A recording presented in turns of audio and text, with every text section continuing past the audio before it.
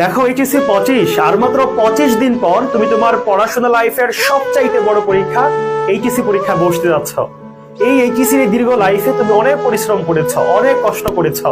কতদিন তুমি কলেজে গিয়েছো, কত শত ক্লাস করেছো, কতগুলা পরীক্ষা অ্যাটেন্ড করতে হয়েছে তোমাকে, কতদিন ঘামে ভেজে বৃষ্টিতে ভিজে তুমি কলেজে গিয়েছো, কত শত পরিশ্রম করেছো। তোমার বাবা মা তোমার জন্য কত শত চেষ্টা করেছে, কত টাকা ইনভেস্ট করেছে। এই সকল কিছুর যে প্রতিদান সেটা দেওয়ার সময় কিন্তু খুবই সন্নিকটে। দেখো আর মাত্র 25-26 দিন পর তুমি তোমার পড়াশোনা লাইফের সবচাইতে বড় পরীক্ষা এইচএসসি পরীক্ষায় বসতে যাচ্ছ। দেখো তুমি যদি এই শেষ সময়ে সুন্দর একটা শেষ করতে না পারো, সুন্দরভাবে রিভিশন করে ভালো একটা পরীক্ষা দিতে না পারো, তাহলে কিন্তু তোমার পিছনে যে পরিশ্রমগুলা বিগত 2 বছরের সেগুলা নষ্ট হয়ে যাবে।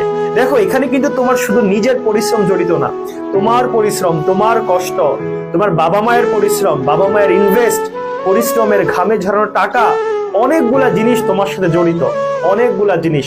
তোমার বাবা হয়তো স্বপ্ন দেখছে যে তুমি এইচএসসিতে ভালো একটা রেজাল্ট করবা, তারপর স্বপ্নের বিশ্ববিদ্যালয়ে চান্স পাবা, ধীরে ধীরে তুমি তোমার লাইফটাকে গোছাবা।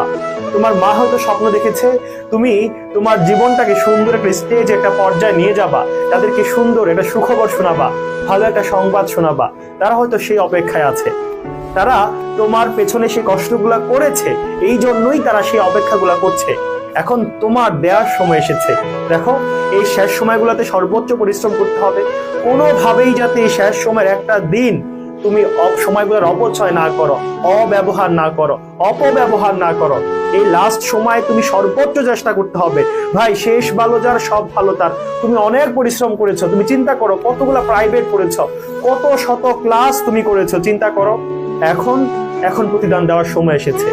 সুন্দর করে একটা রিভিশন করো, সর্বোচ্চ চেষ্টা করো।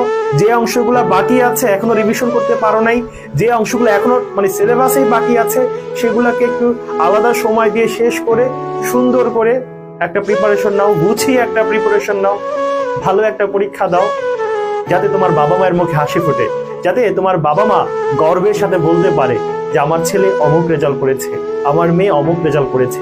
তোমাদের জন্য অনেক দোয়া থাকলো, অনেক শুভকামনা থাকলো। আসসালামু আলাইকুম।